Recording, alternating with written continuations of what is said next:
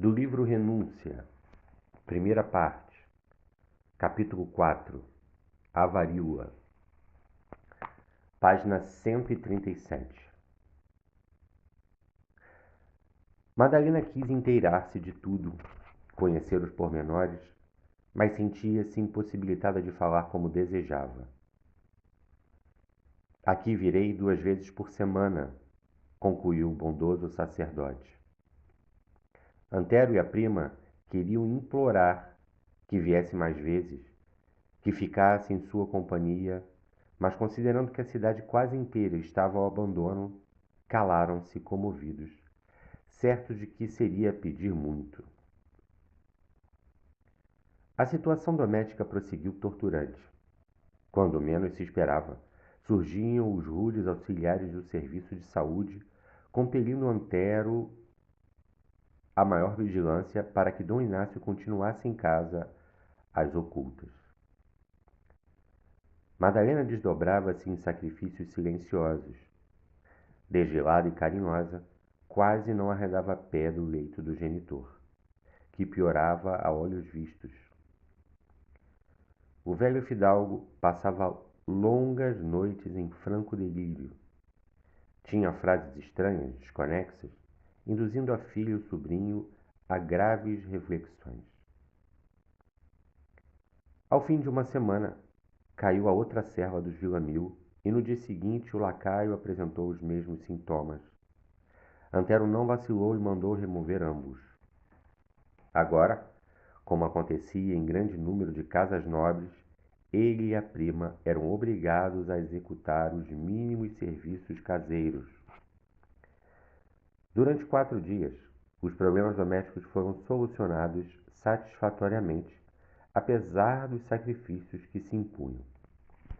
No 5º dia, porém, Madalena experimentou os primeiros sintomas do mal devastador. Aflitíssima, comunicou ao primo o seu penoso mal-estar.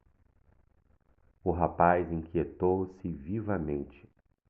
Dispôs o apartamento contíguo ao do enfermo, buscou tranquilizá-la, afiançando que sozinho se incumbiria dos trabalhos da casa. Ela aceitou o oferecimento de ovos molhados. Havia 2 dias que experimentava impressões orgânicas muito angustiosas e desejava repousar. Todavia, abstivera-se de falar-lhe a respeito, obediente ao imperativo de suas tarefas pesadíssimas. O rapaz, entretanto, não só por cavalheirismo, como pelo muito amor que lhe consagrava, consolou-a com as melhores mostras de carinho, que ela levou à conta de fraternidade sem mácula. Antero disse preocupada: não ignoramos a gravidade do estado de papai e não sei se chegarei ao mesmo estado. Não te acabrunhes, murmurou o rapaz solícito. Havemos de vencer a batalha. Tenhamos esperança nos dias que hão de vir. Tenho orado com fervor e não perderei a fé em Deus, acentuou a esposa de Cirilo, convicta. A providência divina saberá a razão de nossas provas agudas, e somos bastante pequeninos para discutir os desígnios do Pai Celestial. 2 coisas, porém, te peço. Nesse ínterim, a voz se lhe embargar em soluços. Dize, Madalena, que não faria por ti, exclamou o primo, ansiando por confortá-la com toda a ternura que lhe vibrava na alma. Não me deixe à mercê dos carregadores de doentes, caso a febre me transforme os sentidos, disse comovidamente, pois ignoro o que seria de mim na confusão das casas de assistência pública. E outro favor é que mandes um emissário a Blois, chamando o tio Jacques de minha parte. Nunca te levarão para a rua do forno, disse o rapaz com firmeza. Ainda que eu também venha adoecer, haveremos de encontrar um recurso. Quanto ao portador, para Blois, é possível que não encontremos um mensageiro que vá e volte a Paris, mas poderia enviar uma carta ao professor Jacques por algum fugitivo conhecido. Madalena enxugou as lágrimas num gesto triste e sentenciou: Deus recompensará teus sacrifícios fraternais. Quanto às despesas, espero que Cirilo regresse da América mais breve do que penso. E então o rapaz cortou-lhe a palavra, murmurando: Não fales em despesas. O dinheiro não deve entrar nos problemas condizentes à nossa paz e saúde. Naquele mesmo dia, Antero de Oviedo encontrou alguém que abandonava a cidade rumo de Blois, e a carta a Jacques Davenport foi encaminhada com boa remuneração e especial carinho. Daí por diante, o sobrinho de Dom Inácio multiplicou as energias próprias para atender às necessidades dos dois enfermos, que lhe recebiam as demonstrações afetivas com profundo reconhecimento no olhar enternecido. O padre Bourguet, em suas visitas periódicas, meneava negativamente a cabeça diante do velho fidalgo, cujo estado se agravava com prenúncios de morte. Na segunda visita a Madalena, o generoso sacerdote chamou o rapaz ao despedir-se e disse: Meu filho, todos os meus deveres nesta calamidade pública têm sido amargos e dolorosos. Eis que devo agora cumprir mais um. Antero fez-se lívido. A solidão angustiava-lhe o espírito. A princípio, esperou que Jacques ou Susana aparecessem dispostos a conduzir a enferma para Blois, mas 8 dias já haviam passado da expedição da carta. Atormentado, procurou inutilmente as palavras com que pudesse alinhavar uma resposta ao sacerdote, quando este, notando-lhe a palidez, prosseguiu: Não te deixes abater pelo desânimo. Deus conhece os filhos que o amam na tempestade de amarguras, e é preciso amar o Todo-Poderoso, acatando-lhe a vontade justa. Apesar de nossos esforços, meu filho, não creio que teu velho tio possa viver mais de 2 dias. Quanto à jovem, somente se salvará porque Deus concede forças que não compreendemos aos corações maternos. Seu estado, porém, é melindroso e difícil. Tenho quase certeza, porém, que ela se curará da moléstia terrível, mas não sabemos quando poderá levantar-se da cama. Antero de Oviedo sentiu funda revolta naquele penoso instante da vida. Embora reconhecido a boa vontade do sacerdote, experimentou um desejo forte de enxotá-lo com violência. Não haveriam outras novas senão aquelas de angustiados vaticínios? Em outra ocasião, se estivesse diante de um médico, diria pesados impropérios. Mas a verdade é que ali estava rodeado pela varíola sinistra, sem amigos, sem ninguém. Mesmo assim, não disfarçou um gesto de profundo rancor e falou revoltado: Está bem, padre Bourguet. Fico ciente de que o senhor nada mais tem a fazer aqui. O velho ministro da igreja contemplou o rapaz compadecidamente e saiu. Quando se viu novamente só, o moço espanhol entrou em funda meditação e chorou desesperado. Tinha dinheiro, dispunha de relações prestigiosas, no entanto, via-se privado das coisas mínimas da vida. De um lado, o velho tio, a quem considerava como pai, a franquear os umbrais da morte, sem o conforto de um médico à cabeceira. De outro lado, a prima muito amada, a eleita da sua juventude, na febre intensa que a fazia delirar, delindo-lhe o coração. Dona Margarida, amiga fraternal de sua infância risonha, partira para sempre. Os servos da casa haviam saído um a um aos golpes da impiedosa enfermidade. Dom Inácio estava moribundo, conforme o afirmava o padre Bourguet. E se Madalena também partisse para as regiões ignoradas do sepulcro? A esse pensamento, um frio cortante lhe dominou o coração. Ela era a sua derradeira esperança. Por que suportar a permanência na França, se não por ela? A Espanha tinha outros muitos encantos que o chamavam com insistência. Entretanto, sentia quase prazer nos trabalhos pesados de Paris e Versalhes, porque isso lhe dava a oportunidade de vê-la todos os dias. Não fosse a ternura da mãe adotiva e teria aniquilado o servil Davenport antes que ele a desposasse. Tolerara o ato de suas núpcias com o rapaz irlandês, mas nunca renunciaria aos seus propósitos. Por último, perseverava em afrontar a situação perigosa da capital francesa, tão somente por seu amor. No íntimo, reconhecia-se capaz de todos os sacrifícios por Dom Inácio. Entretanto, verificava que ainda isso seria por causa de Madalena. A ideia que ela pudesse sucumbir no torvelinho das provações amargas amedrontava-o tenazmente. O coração ferido pelos cuidados começou a perturbar-lhe os raciocínios. Passou a pensar fortemente na situação de Cirilo. Era possível que o rival nunca mais regressasse da América distante. Se tal acontecesse, consagrar-se-ia ao único tesouro da sua vida. Buscaria cativar a prima pelas maneiras generosas. Acolheria o fruto do seu enlace ao outro com desvelos paternais. E, quem sabe, talvez Madalena lhe reconhecesse a dedicação e cedesse aos seus rogos. Os maus pensamentos rondaram-lhe a mente, e se fugisse com ela para a colônia do Sul, seduzindo-a com a promessa de encontrar um marido na América do Norte. Não faltariam pretextos para isso, principalmente depois que Dom Inácio Villamil expirasse. O único empecilho a considerar na realização do execrando projeto seria a presença de Jacques Davenport, mas quem podia saber o que acontecia lá em Blois?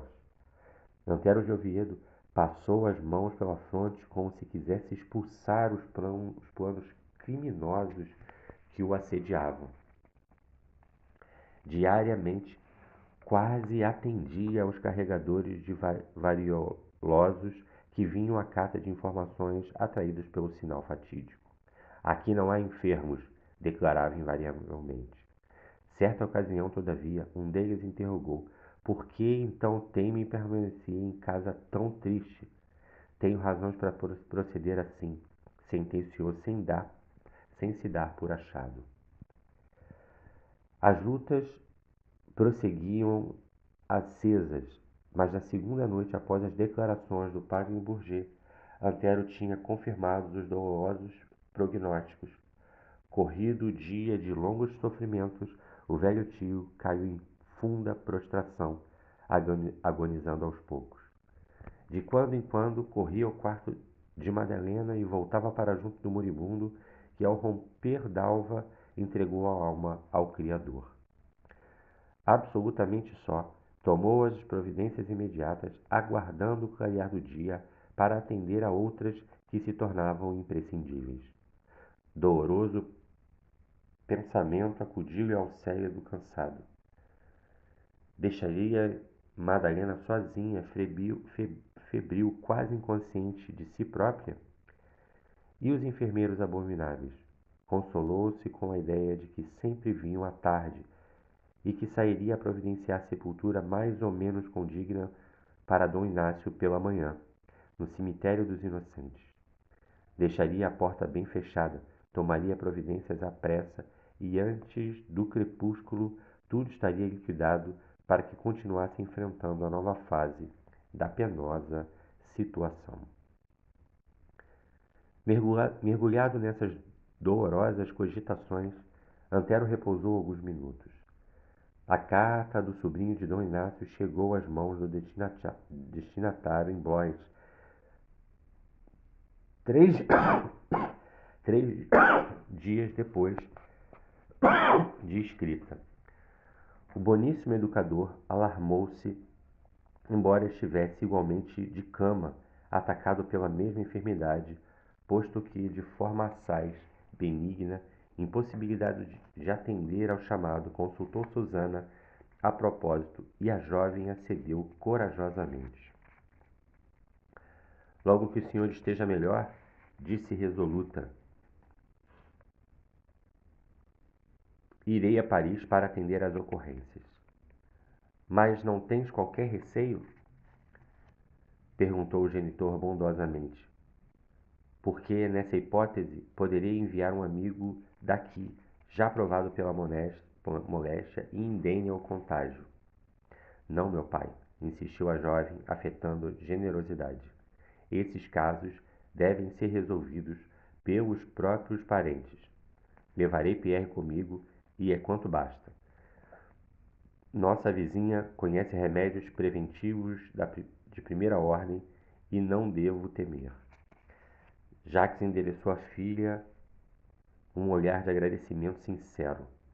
Logo que se acentuaram as melhoras do pai, Susana tomou as providências, chamou Pierre, empregado de sua inteira confiança, e encaminhou-se a Paris, conduzindo no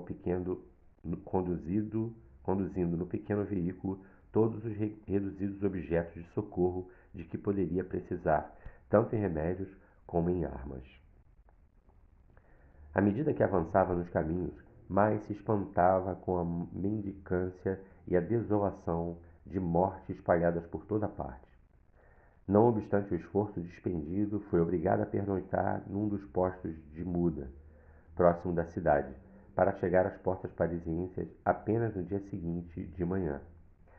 Em frente à casa dos Villamil, em Santo Honorato, Susana entregou as rédeas ao companheiro e encaminhou-se à porta assinalada, algo comovida. Bateu inutilmente. Que teria acontecido? Forcejou debalde a porta, que parecia hermeticamente fechada. Não se conformou com isso. Deu alguns passos buscando o ângulo lateral da casa que dava para o jardim. Preocupado, empregou toda a força na janela mais próxima até que esta cedeu, oferecendo fácil passagem. Logo de entrada, pareceu-lhe tudo deserto e tomou-se de assombro. Embora a coragem de que dava testemunho. Conhecia o perigo que enfrentava, mas não vacilou. Depois de alguns passos, entrou no quarto onde o cadáver do velho fidalgo jazia deformado sobre o leito. Não pôde evitar um gesto de espanto. Tinha a impressão de haver ingressado num túmulo. Conteve as emoções mais fortes e avançou para o quarto contíguo, ocupado por Madalena. A situação da esposa de Cirilo impressionou-a fundamente. A filha de Dom Inácio repousava num sono cheio de abatimento singular. Não obstante a fase eruptiva, quando se atenuam os dolorosos fenômenos do período de incubação, Madalena Villamil estava prostradíssima, sob a pressão de altíssima febre. As moscas terríveis pousavam-lhe no rosto lacerado, sem que ela reagisse de leve. Susana inclinou-se para a rival, profundamente impressionada. Onde estaria Antero de Oviedo? Intuitivamente, chegou à conclusão de que o rapaz estaria no cemitério dos Inocentes, providenciando sepultura digna para Dom Inácio. A desolação da casa inquietava-lhe o espírito. Sentia necessidade de alguém para repartir a aflição própria. Voltou à janela e dirigiu-se à rua, desejosa de consultar a vizinhança. Pierre, disse ao servo resoluta, tenho necessidade de colher informes nas casas próximas e recomendo-te muito cuidado na vigilância do animal e também desta morada. Logo que chegue alguém, busca-me sem tardança. Enquanto o serviçal fazia um sinal de obediência, Susana bateu os arredores, mas todas as portas estavam silenciosas e impenetráveis. A epidemia arrastara o terror, despovoara os lares e, além disso, os moradores de Paris não conheciam a camaradagem fraternal da pacata Blois. A moça, porém, não desanimava. Esmurrava portas, chamava, insistia.